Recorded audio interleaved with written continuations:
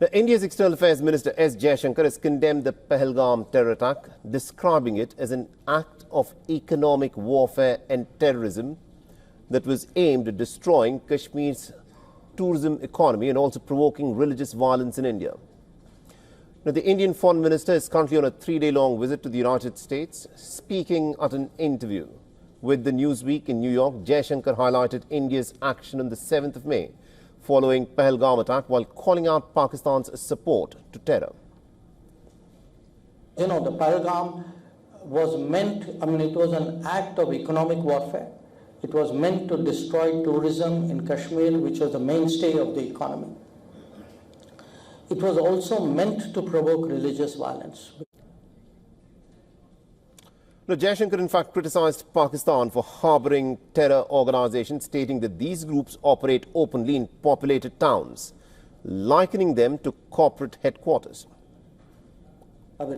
These are terrorist organizations who have the equivalent of the corporate headquarters in the populated towns of Pakistan. Everybody knows what is the headquarters of organization A and organization B, and those are actually the buildings, the headquarters that we destroyed. And also questioning Pakistan's narrative, Jaishankar highlighted the United Nations Security Council's strong condemnation of the Pahalgam terror attack after inaugurating the United Nations exhibition titled The Human Cost of Terror in New York.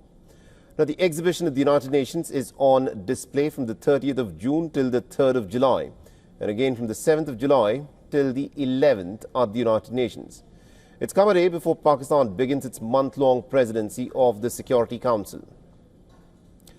Now, Jaishankar is also attending the Quad Foreign Ministers meeting with counterparts from Australia, Japan and the United States. The meeting focuses on advancing a common vision for a free, open and a secure Indo-Pacific region. Rio will welcome his Quad counterparts from Australia, India and Japan to Washington to reaffirm our shared commitment to a free and open Indo-Pacific.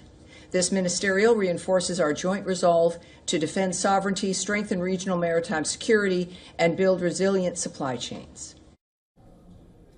The Foreign Ministers' meeting aims to build momentum for the upcoming Quad Leaders Summit that is expected to be attended by Prime Minister Narendra Modi and the US President Trump. Hailing India-US ties, the White House has said that India continues to remain a very strategic ally in the Asia-Pacific. Finalizing these agreements, and you'll hear from the President and his team, his trade team, very soon when it comes to India. On China?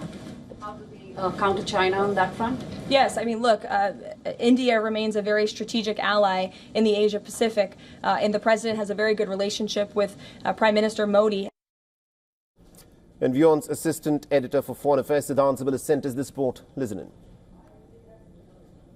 Next few days will be important days for India-US relationship. Both the Indian side and the American side are literally burning the midnight oil to conclude a trade agreement that was announced in February during Indian Prime Minister Narendra Modi's visit to Washington, and 9th July is the deadline for it.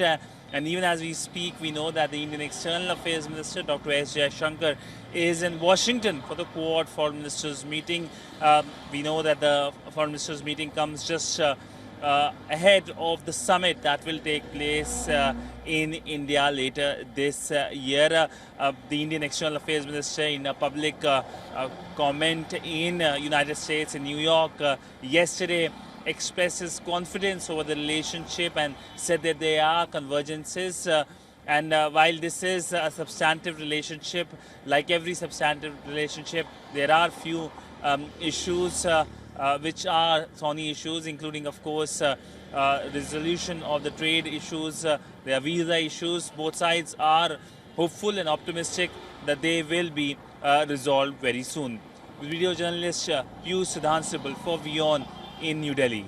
For all the latest news, download the WION app and subscribe to our YouTube channel.